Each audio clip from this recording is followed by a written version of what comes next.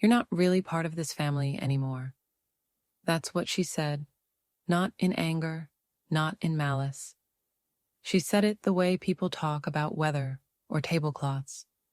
Light, offhand, dismissible. But the fire cracked louder after she did, as if it too had something to say. I didn't ask for the chair closest to the fire pit. I didn't ask for a second glass of wine. I was just there, sitting quiet, sweater wrapped around my shoulders like memory. The sweater he bought me on our last vacation. The one to Maine, where the wind always tasted like salt and endings. We were 3 decades deep into these lake house weekends. 30 summers of charred marshmallows, deck stain under fingernails, and trying to keep mosquitoes from biting the grandchildren. 30 years of belonging until now. Her voice, my daughter-in-law's, floated casually into the circle of laughter. "Well, you're not really family anymore since Dad passed." And then that laugh. That soft, uncomfortable giggle from around the chairs. My son didn't correct her, just sipped his beer and looked away. I looked down at my glass, hands still, like the movement of my fingers might betray something. I said nothing, because what is there to say when they erase you with a smile? I watched the firelight play against the dock beams, and for a moment, I wasn't in that chair anymore. I was back in the water, 30 summers ago, laughing as he lifted me over the threshold of this house, barefoot and soaked. We'd built the dock ourselves, held each other in the water while the sun flickered through pine needles. He loved this place, called it our legacy. And now here I was, a footnote in my own history.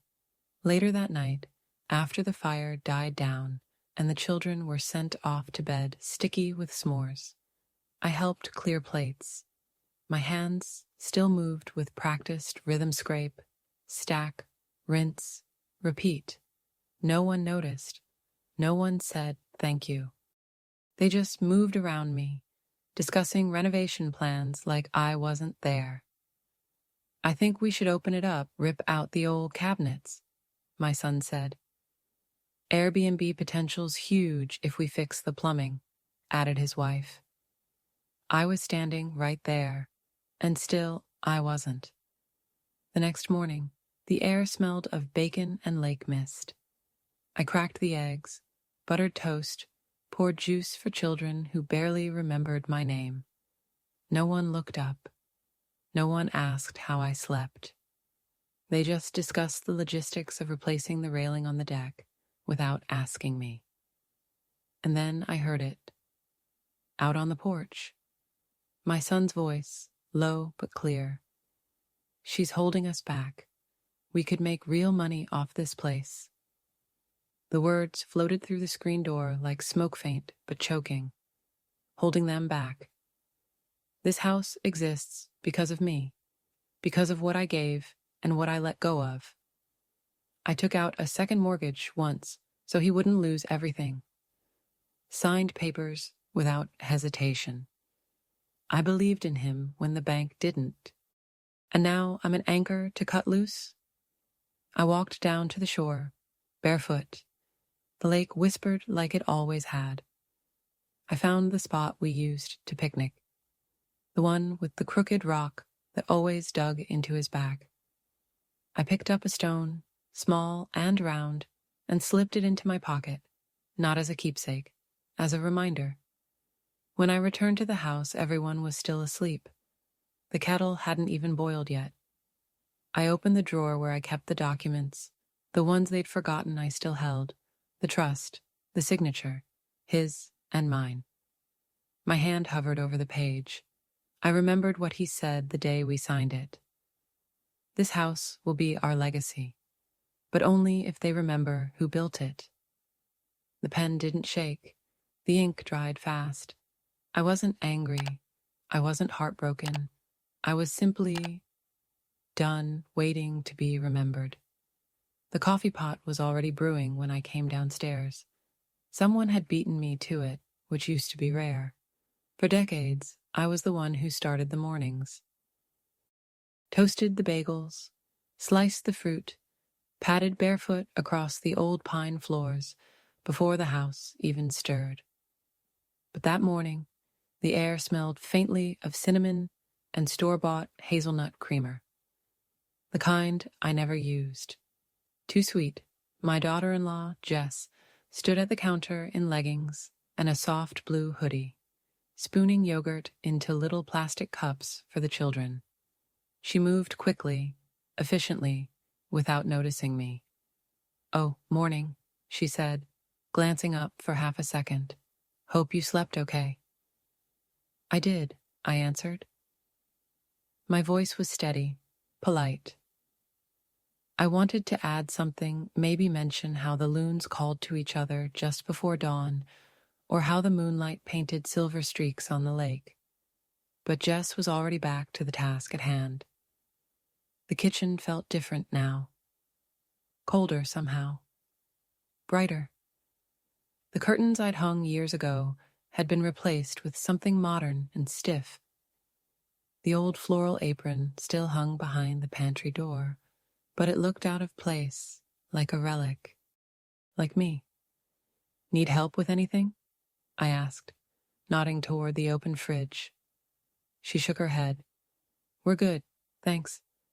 Just trying to get these little monsters fed so we can head into town." Head into town. I opened the cabinet to get a mug. The one I usually used, ivory, with a faint green rim, wasn't there. I settled for a plain white one and poured myself a cup of the hazelnut coffee. Too sweet, like I thought. I took a sip anyway.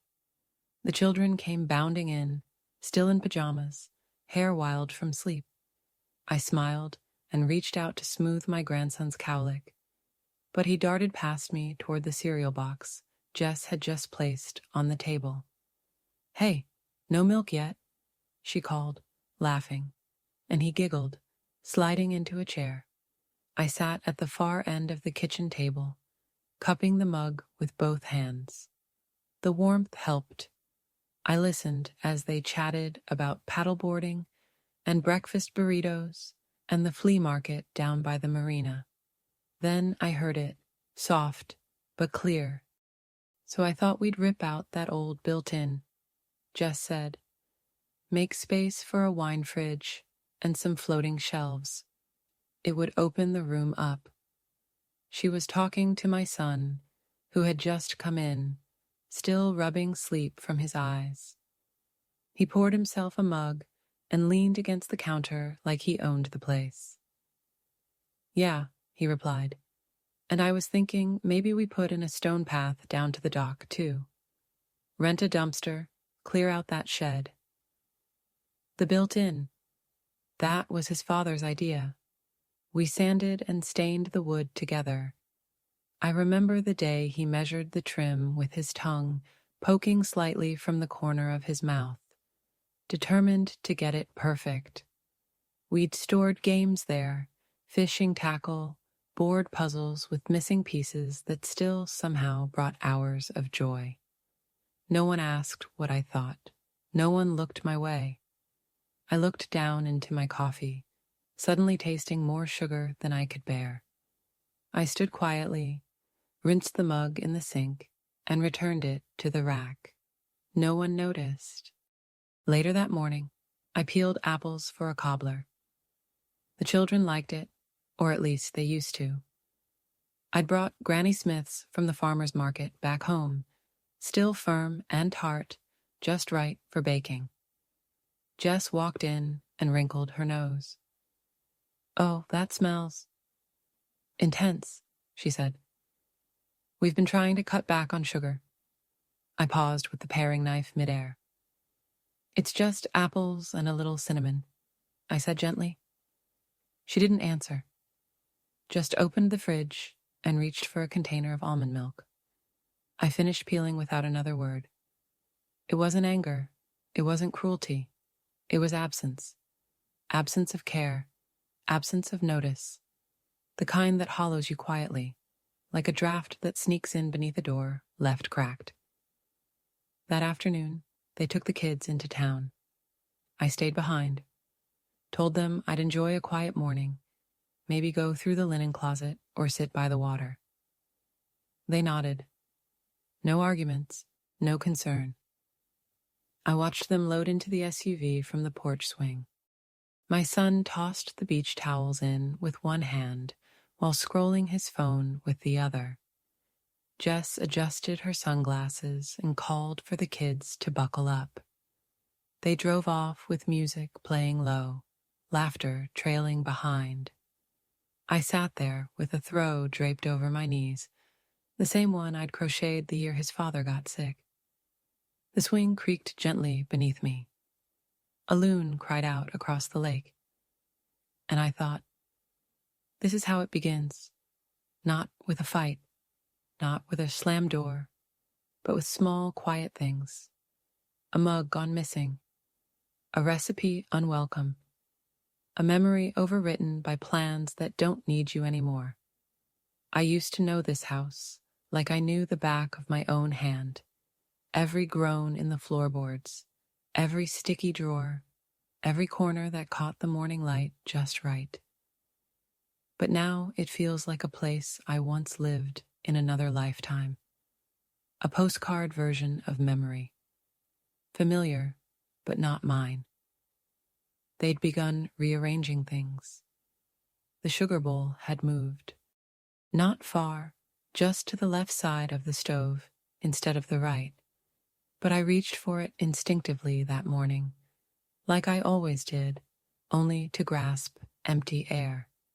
It seemed small, inconsequential, but when a life has been measured in small consistencies, where you keep the tea towels, which drawer holds the batteries, the rhythm of Sunday pancakes, it becomes more than a detail.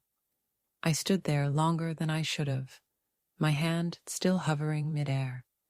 Jess passed behind me, humming along to some podcast in her earbuds, and reached for a glass without even looking at me. "Morning," I said softly. She didn't hear, or pretended not to. Either way, I stood there alone in a kitchen that used to be ours. At breakfast, I sat at the end of the long farmhouse table, while the others chatted and passed plates. Someone had brought in bagels from that trendy bakery in town, Sesame Onion, those odd ones with poppy seeds and beetroot. They ate quickly, talking over each other about their plans for paddleboarding and jet skis. I spread cream cheese onto half a plain bagel and took small bites, listening. "I'm booking us a sunset cruise," Jess said. "Just adults." She turned to my son. "Your mom's okay with the kids, right?" The question wasn't directed at me. No one waited for my reply. I nodded, even though no one looked my way. I nodded to the wall. Later, I found the laundry already folded. Sloppily, in my opinion, towels bunched rather than rolled, corners turned inward, but I said nothing. I used to do all the linens, every visit. Knew which detergent didn't irritate Emma's skin, which sheets were too scratchy for little Noah. But now the basket sat full on the hallway bench, and Jess was already directing the kids upstairs. "Don't mess them up," she called. "Grandma just folded those." I hadn't touched them, but I let it stand. I spent the afternoon in the small screened porch that faces the lake, the one my husband used to nap in when his back hurt. I'd brought my needlework a modest piece, just a coaster, but my fingers were stiff, and the yarn snagged more than it slipped. Inside, I heard the familiar clatter of laughter, the occasional burst of music. At one point, someone turned up the volume so loud the porch windows trembled. I sat quietly, stitching and unstitching, pretending I didn't hear. At dinner, I brought out a bowl of roasted vegetables. Nothing fancy, just carrots and potatoes tossed in rosemary and olive oil, the way he liked them. I placed it gently in the center of the table, next to the arugula salad and the bottle of wine Jess had chosen. No one took any. They served themselves the salad, the grilled salmon, the rice pilaf from the box with the saffron packet. But not my bowl. I watched it sit there, steaming gently, until the condensation fogged the glass and the herbs began to wilt. I didn't say a word. I just served myself a small spoonful, more out of habit than hunger. Afterward, when the dishes were being cleared, Jess scraped it into the compost bin. "No one touched this," she said lightly, as if I hadn't been right there. The next morning, I went to retrieve my sweater, the one he'd bought me, the soft gray with the tiny brass buttons. I kept it folded on the bench in the mudroom. It was gone. I found it hours later, draped over the back of a chair on the deck, damp with dew, as if someone had used it and left it behind like a towel. I lifted it gently, pressing the fabric between my fingers. One of the buttons was loose. I tucked it into my pocket without a word. I no longer brought up the past. They didn't ask, and I stopped offering. No one asked about the first summer here, when we arrived with sleeping bags and boxed pasta, before the kitchen remodels and the high-end linens. No one mentioned how he built the dock with calloused hands, or how we painted the upstairs bathroom seafoam green, because I liked the name, not the shade. The stories lived only in me now, and when no one listens, stories begin to die. That evening, while they played cards in the living room, laughing, teasing each other with the ease of people who belonged, I washed the wine glasses alone. The house echoed differently now. Every sound bounced, like it didn't know where to land. And maybe that's the thing. Maybe I was still here, but no longer grounded. Like a framed photo left on the mantel, long after the person in it has faded from memory. I went to bed early. Upstairs, in the room I used to share with him, the mattress still dips on his side. I slept on my back, eyes open, listening to the laughter downstairs. It didn't sound cruel, just unaware, like they didn't know I could still hear, like they thought I'd gone quiet, but I hadn't. I was just beginning to remember that silence has its own power. The light at the lake changes in the late afternoon. There's a softness to it, a hush of gold that filters through the pines and settles on the water like silk. It caught my eye from the upstairs window, and for a moment, I simply stood there, hands resting on the frame, looking out.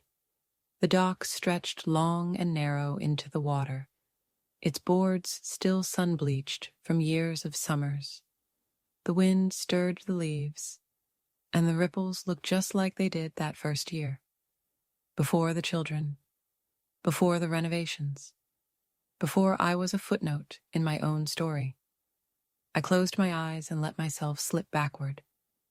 It was the summer of 1989, the first year we opened the lake house back, when it was barely more than a skeleton of rooms and potential.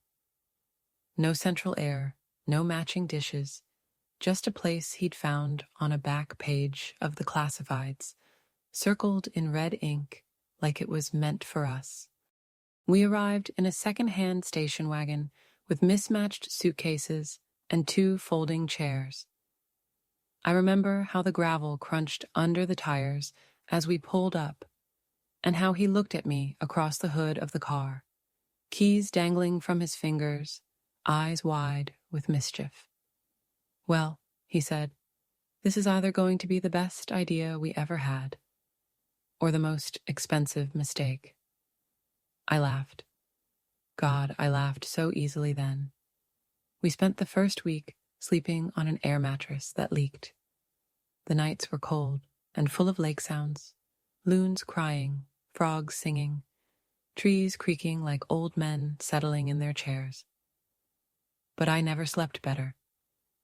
Each morning we'd wake tangled together, the smell of pine and coffee filling the room. He built the dock by hand, no contractors, just sweat, blisters, and a radio that only picked up one fuzzy country station. I held the planks while he hammered. Measured twice, cut once. We worked side by side, covered in sawdust and sunscreen, drinking warm lemonade from a plastic jug we kept in the shade. That first afternoon, it was finished. He pulled me out onto it, barefoot, both of us laughing, because the boards still wobbled under our weight. He took my hand calloused, warm, and said, "This is it, Mary, our place, our beginning." I believed him. That evening, we swam until our fingers pruned. He wrapped me in a towel and kissed my forehead. We sat on the porch in silence, watching the sun disappear behind the trees. He lit a citronella candle and pulled the old quilt over our laps. "You think we'll still come here when we're old?" I'd asked. He nodded, resting his head on mine. Old and gray, kids grown. Maybe even some grandkids running around barefoot with marshmallows on sticks. I smiled. "You think they'll love it like we do?" He looked at me, then not with the easy charm he used on strangers, not with the practical affection of a husband checking boxes, but deeply, fully. "If they don't, we didn't raise them right." That's what he said, and I held those words like a vow. The lake house became the backdrop of our lives. Birthdays, anniversaries, long weekends. I remember the year the twins got the flu, and we turned the porch into a sick bay, singing lullabies between doses of ginger ale and crackers. The summer the roof leaked, and we spent 3 days living with buckets and candles. We played cards by lantern light and made up songs to pass the time. It was never perfect, but it was ours. After he died, I kept coming, alone at first, then with the kids, the grandkids. I stocked the pantry, mended the curtains, oiled the dock when the nails began to rust. I kept it alive because I thought that's what he would have wanted. I thought legacy meant stewardship. But now they talk about wine fridges and Airbnb listings like the history isn't soaked into the floorboards. They speak of unlocking potential without realizing it's already been lived. They walk through these rooms like they're browsing a catalog, blind to the echoes that still live here. I opened my eyes. The dock looked the same. The sunlight still slipped through the trees, just like it did that first day. But the laughter drifting from the deck wasn't for me. The plans being made didn't include me. The lake remembers, but they don't. I pressed my palm against the glass and whispered, "We raised them right, didn't we?" The window didn't answer. I stepped back, folded the memory like a letter, and tucked it away. Some things are too soft to hold in daylight. Downstairs, they were setting up a game of charades. The kids shouting, Jess laughing, my son calling out movie titles. No one called for me. I sat on the porch instead, wrapped in the same quilt we'd used that night in 1989. The fabric was frayed now, the corners loose, but it still held the warmth of something real, and that had to be enough for now. The night air had turned cool again. I wrapped the old cardigan tighter around my shoulders as I stepped into the kitchen. It was later than I usually stayed up, but I'd promised Emma hot cocoa before bed, and I still keep my promises, even when others don't. The kitchen was quiet, dim. Only the under-cabinet lights were on, casting soft shadows across the marble countertops they'd installed last summer. I moved slowly, careful not to clink the mugs or rattle the spoon. The house had a way of amplifying small noises when it was otherwise full of silence. 2 mugs, one for her, one for me. I found the mini marshmallows in the tall cabinet, where Jess had hidden them after scolding the kids for sneaking handfuls between meals. I smiled a little at that, at the small rebellion of children and sugar, the kind of thing I would have chuckled about years ago. I placed the mugs on a tray, added 2 shortbread cookies from the tin I'd brought with me, and made my way to the den, where Emma said she'd be reading. She liked the old rocking chair in there, said it felt cozy like Grandma's stories. That had warmed me. I carried that warmth with me now, like a fragile ember. But when I turned the corner into the den, the chair was empty. The book she'd been reading sat closed on the armrest. The throw blanket was tossed aside. The room was dark. I set the tray down on the side table and turned slowly. Maybe she'd gone up already. Maybe she'd fallen asleep waiting. I didn't want to wake the house, so I carried the tray quietly back to the kitchen, cooling cocoa and untouched cookies in hand. As I passed the open doorway to the porch, I heard voices, low, careless, not meant for me. "Look," Jess was saying, "she's not doing it on purpose, but it's heavy, you know." "She means well," my son replied. "She just doesn't realize how much space she takes up when she's here." My breath caught. I stood perfectly still, 1 foot inside the kitchen tile, 1 foot on the worn rug. The mugs trembled just slightly on the tray. Jess again. Every meal becomes a thing. Every time she sighs or just watches us, it's like we're doing something wrong. "She probably just misses Dad," he said softly. "This place reminds her of him." A pause. "Still," she added, "it's not fair to always feel like we're disappointing someone. We should be able to enjoy this house without all the guilt."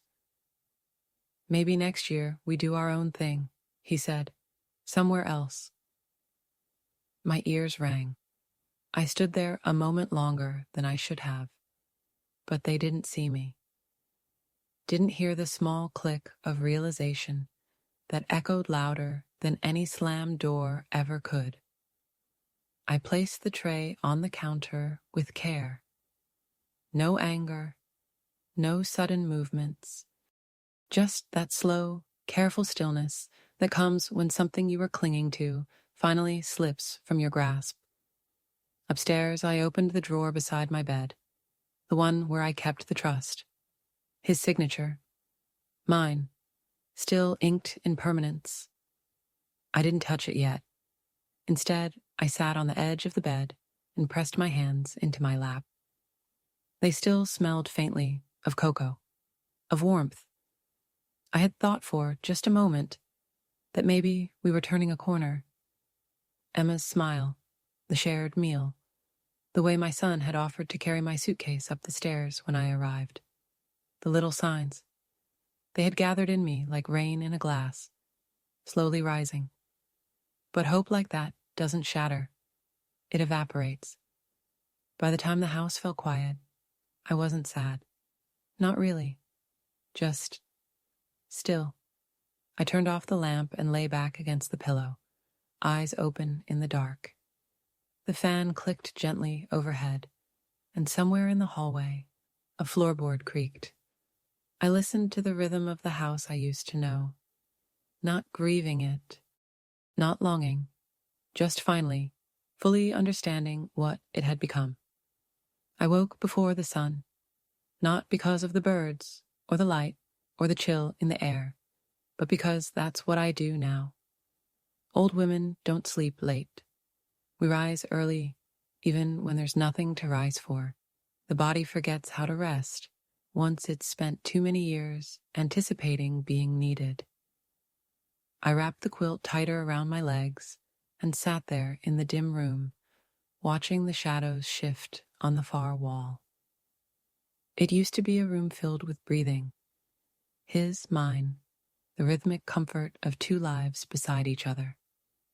Now, just the soft hum of the ceiling fan and the ticking of my watch on the nightstand. Time moves differently when no one's waiting for you. I didn't cry. I haven't in years. Tears are something I used to save for locked bathrooms and cold sinks. But you get to a point, maybe after a death or a betrayal, or just the slow erosion of being overlooked, where tears feel like something for people who believe there's still someone listening. I sat on the edge of the bed and looked down at my hands. My knuckles are swollen in the mornings now. The joints stiffen before I can even reach for the lotion. But they're still mine. They still remember things. They remember peeling potatoes for 6 people on a single income. They remember buttoning little coats and pulling splinters from scraped knees. They remember folding my husband's clothes after the diagnosis, when hope lived in pills and my prayers became private whispers between laundry loads. These hands have held everything, children: grief, joy, loss, and now. Now they carry trays of cocoa that go untouched. They wash dishes no one thanks me for. They hold rocks from old picnic spots because it's the only weight I'm still trusted with. Downstairs, the house was quiet. Everyone still sleeping in their fresh sheets and soft duvets, dreams unbothered. I walked to the kitchen. The ceramic tiles were cool under my feet. I didn't turn on the lights, just stood at the window and watched the sky shift from charcoal to pewter. Mist rising from the lake, slow and steady. The dock was barely visible, a ghost reaching into the water. That dock was ours. I closed my eyes and let the memory rise again, not to comfort, but to anchor. He used to say, "You're the reason this place breathes, Mary." But now, I'm just the silence between their conversations. The pause after a joke. The body that moves quietly in the background. They talk over me, around me, about me, but never to me. I used to believe that being steady meant being needed, that if I just kept showing up, helping out, holding my tongue, they'd remember. That effort would count. That love was something you demonstrated and eventually received in kind. But love, it seems, can forget. And effort can be invisible when given long enough without being claimed. I sat at the table and let the quiet settle over me like a blanket. Not soft, not cruel, just heavy. Like the realization that no one will notice if I don't make breakfast today. I could disappear right here in this house, and they'd step over me on their way to their plans. It's not hatred. I don't believe they mean to be unkind. They just don't see me. And I've allowed it, little by little. By saying yes when I wanted to say no. By folding sheets while they planned vacations I was never invited to. By letting my name become a footnote to theirs. I thought that was love. But now I see it's just habit. Their comfort, my compromise. And I am tired. So tired I can feel it in my bones, in my breath, in the way I don't even flinch anymore when they speak of updates to the house, like I'm not still the one holding the papers that gave it to them in the first place. I don't want revenge. I want peace. But peace, I'm learning, doesn't come from being included. It comes from being whole, even if that means being alone. The wind picked up outside. The trees rustled. A loon called from across the water. And for the first time in a long time, I didn't feel like answering anyone's needs but my own. By mid-morning, the house was full of motion again. Laughter upstairs, footsteps on the stairs, the sound of a hairdryer buzzing faintly behind a half-closed door. Life, loud and busy, moving forward without me. I sat by the bay window in the front room, the one with the small wicker chair no one else ever uses. It faces the gravel path and the wide front lawn that slants gently toward the lake. This time of year, the grass is dotted with wildflowers and shadows from the tall pines. I used to plant sunflowers by the porch. They stopped blooming the year after he died. I never planted them again. I held a cup of tea I didn't really want and watched as Jess and my son loaded beach towels and a cooler into the SUV.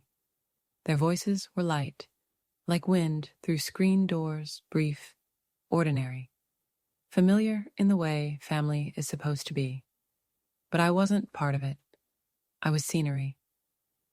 They didn't glance up at the window, didn't call in to see if I wanted to come. Not even a casual, "Mom, you sure you're good here?" It didn't surprise me. That was the part that stung most. Not that they didn't include me, but that I didn't expect to be included. The children ran past the porch, giggling. I smiled. I always do. My love for them hasn't changed, but the access to it has. A few minutes later, the car pulled away. Music drifting through the open windows, the smell of sunscreen and excitement in the air. I sat there until the dust settled on the gravel, until the silence returned. Then I stood. I moved through the house slowly. Not aimless, not lost, just quiet, like someone returning to a room they once knew by heart, but haven't entered in years. Upstairs, the guest room held its usual scent, lavender sachets in the drawer, the faint must of old books. My suitcase was still under the bed, partially unpacked. I bent down, reached past it, and opened the cedar chest. There it was, the folder, dark green, edges softened by time, the one we had made together, him and me in the lawyer's office, that smelled like lemon polish and anxiety.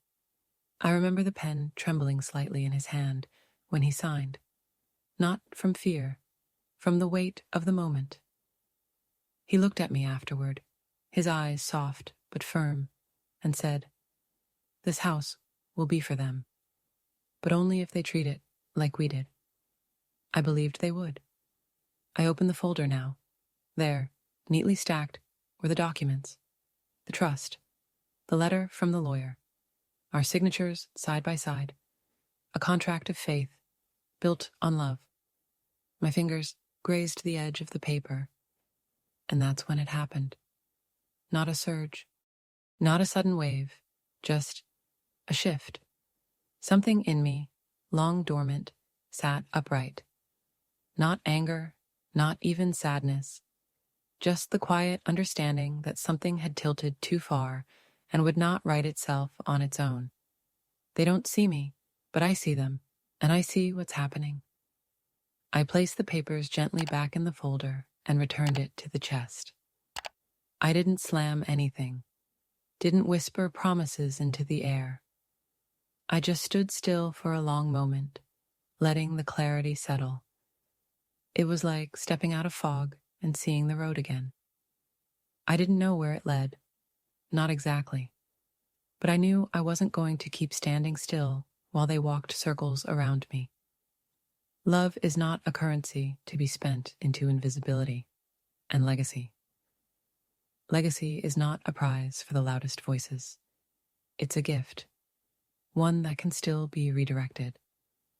I went back downstairs and washed my teacup, dried it with the towel that still bore my embroidered initials, folded it, placed it back on the rack.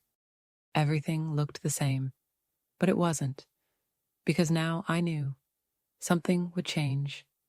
Maybe not today, maybe not in a burst of drama or confrontation, but soon, and quietly, on my terms. They returned late that afternoon. I heard the SUV before I saw it, gravel crunching under tires, car doors slamming, the cheerful chatter of sunburned children and sand-heavy towels. Jess laughed as she called for someone to grab the sunscreen from the trunk. My son was already on his phone. I stayed upstairs, not out of spite, just preference.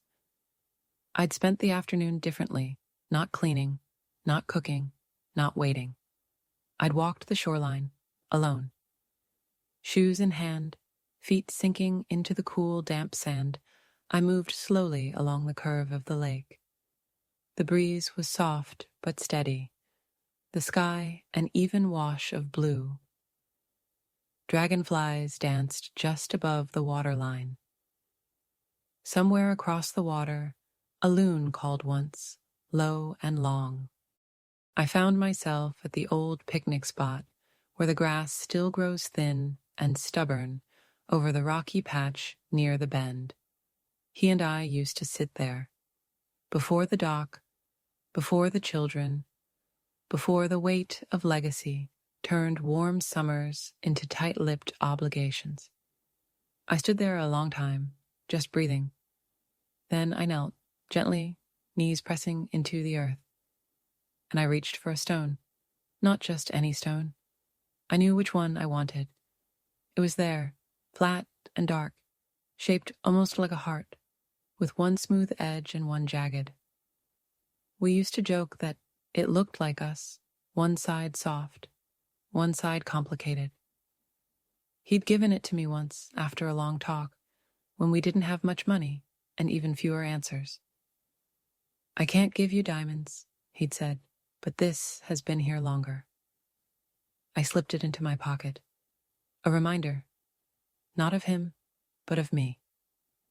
Back at the house, while they took turns rinsing sand off the children and arguing softly about dinner, I went to my room.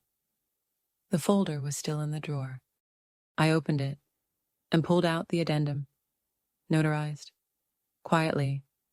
Last month. I hadn't told anyone. I didn't need to.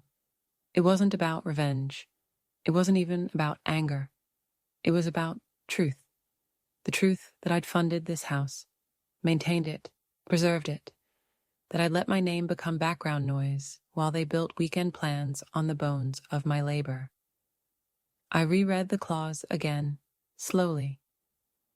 Effective immediately, controlling interest in the property shall be reassigned upon death to the designated nonprofit retreat, with proceeds and usage directed toward housing for single mothers in transition. It felt right. Not flashy, not cruel, just correct. I placed the signed addendum gently back into the envelope, tucked it beside the trust, and closed the drawer. Then I moved to the bed and took the sweater, the soft gray one he bought me our last year together, and folded it neatly. I laid it in the center of the quilt, smoothed the sleeves, buttoned the top button. I left a letter for each of them. Not long, not bitter, just truth. A truth they'd never asked for, but one I had every right to give. Each note began the same way. "I love you, but I remember who I am." No accusations, no lists of grievances, just quiet explanation, a reintroduction. By the time the sun set, I had packed my small suitcase, a few clothes, my knitting bag, the stone, and the good walking sandals. I paused in the hallway on my way out. The family photo still hung above the fireplace, the one they all smiled for because I asked them to. I didn't take it down. I didn't need to. They'd see soon enough what was missing. I stepped outside. The air was cooler now, the first hints of evening settling across the lake. I slid into my old Volvo, started the engine, and rolled down the window. No one saw me leave. That suited me just fine. The stone sat in the passenger seat, catching the last pink light of the day. And for the first time in years, I didn't feel forgotten. I felt free. The morning came softly. Birdsong, clinking dishes, the familiar creak of floorboards.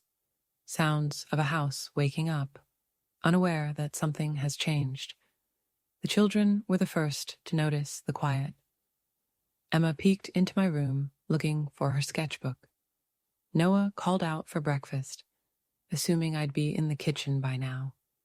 Jess padded downstairs in slippers, bleary-eyed, pulling her sweater tighter. She opened the fridge, expecting things to be where she left them. They were, but I wasn't. No one panicked. Not at first. Just small confusions. My knitting bag was gone.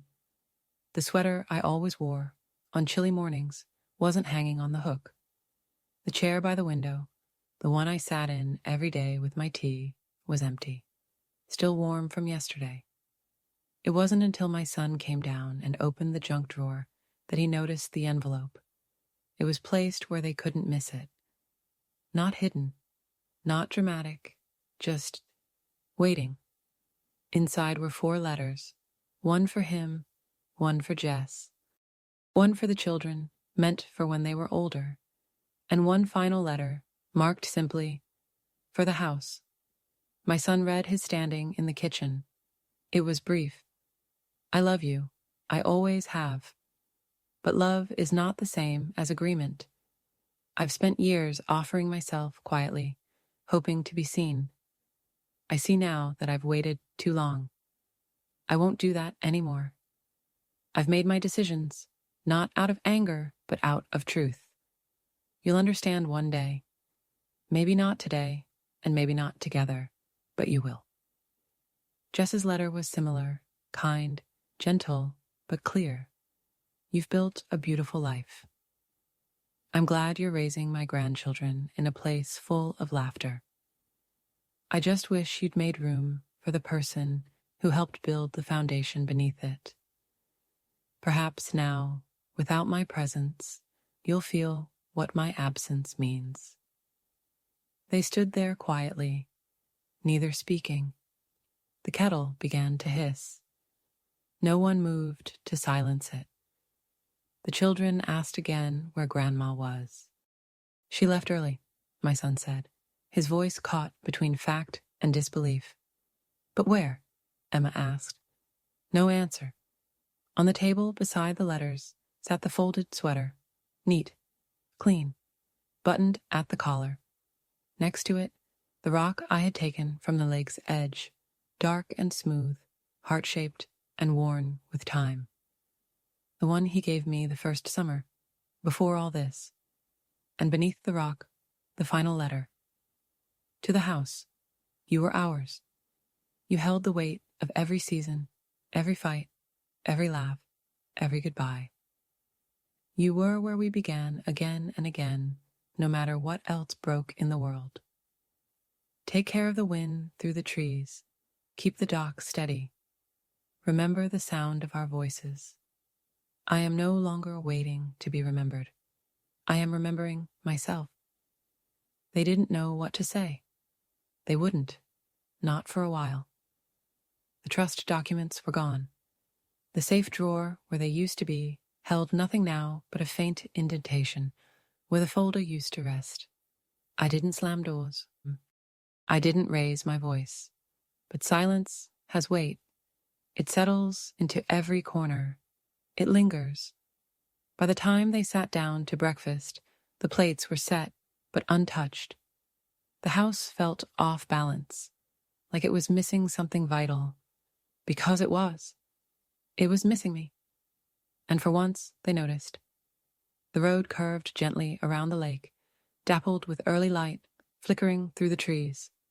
I drove slowly, windows down, letting the morning air rush in cool and clean, touched with pine and memory. My old Volvo hummed beneath me, steady and unhurried. It had taken me to doctor appointments, graduations, grocery runs. Today, it was taking me back to myself. In the passenger seat sat my small suitcase, a thermos of coffee, and the stone. I had placed it there intentionally. I liked glancing over and seeing it. It reminded me that permanence isn't about staying. It's about meaning. And this stone, shaped like a heart, worn by water and time, held more meaning than any locked drawer ever could. The farther I got from the house, the lighter I felt. Not in a dramatic way, not like a balloon snapping free from its string. No, this was slower, like setting down a heavy coat you didn't realize you were wearing, like letting go of breath you've held too long. I didn't feel guilt. That surprised me. I thought I might. For leaving the breakfast table empty, for not saying goodbye face to face, for choosing peace over pleasing. But instead, I felt something else. Steady. That's the word. Not elated, not vindicated, just steady. Whole. For the first time in years, I wasn't shrinking to fit someone else's comfort. I wasn't hoping to be seen. I wasn't performing the role of mom, grandma, or widow of the house. I was just Mary, a woman who built something, a woman who remembered, a woman who decided when it was enough. The road leveled out as I approached the overlook, our overlook. The one where he used to pull over just to sit with me in silence, our hands resting on the gear shift like teenagers. I parked there now, out of habit, or maybe ritual. I stepped out, walked to the edge of the bluff, and looked out over the lake. The house was hidden behind trees from this angle. But I knew it was there. I didn't need to see it to know it existed. And more importantly, I didn't need it to prove that I did. I stood there a while. Let the wind play with the hem of my shirt. Let the sun rise fully. Then I took the stone from the passenger seat and held it in both hands. Solid, familiar, heavy in a comforting way. I didn't throw it. I didn't need to. I tucked it into the pocket of my coat and smiled. They'll remember now, I said aloud. Not because I forced them to, but because absence, when wrapped in love and truth, echoes longer than presence ever can. I climbed back into the car, adjusted the mirror, took one last breath of that pine-soaked morning, and then I drove on, not toward a destination, but toward whatever came next, with my name intact, my worth unquestioned, and a peace no one could take from me again. Optional final line, voiceover style. I didn't raise them to love me for what I owned, but I hoped they'd love me for who I was. And now, finally, I do too.